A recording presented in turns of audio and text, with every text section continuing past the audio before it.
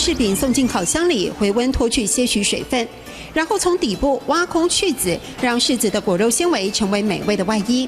里面要装甜的内馅，除了地瓜泥，还有用糯米和麦芽糖现做的新鲜麻糬。经过加工之后，大部分人都可以接受。如果单独是柿子的话，有些人是不吃的。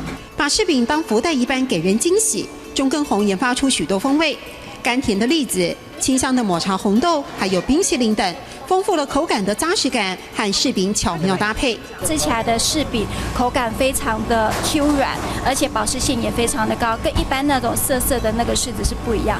坊间同业也想做类似尝试，但如何不破坏柿饼蒂头，维持完整饱满？中根红有独门诀窍，切丁的草莓馅是果园业者委托尝试中的新口味。爱吃甜点的他，在兴趣当中寻找别人做不到的立足点。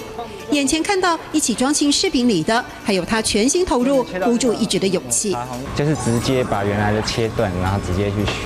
我觉得那样子比较能够专心啊，而且我才不会一直在想着原来的工作。那我这只是沾边应该是学不好的。也幸运拥有另一半的力挺。眼见在银行工作的丈夫遇上升迁困境想创业，邱彩玲也放弃了自己的会计工作。对太太一直很感谢哈。是，好地有记天数。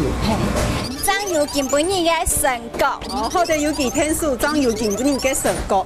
还好有你帮忙，才有今天的成就。其实用柿饼是妻子的建议，因为她自己心里也有个梦，想跟丈夫一起把梦想变大。我一定要有一项产品是代表客家人，而且送礼是非常体面。中年决定勇敢做自己，在烘焙业找到满足与快乐，这也是中根红与太太希望分送的幸福滋味。好地有记天数，张油根本应该成功。好地有记天数，张油根本应该成功。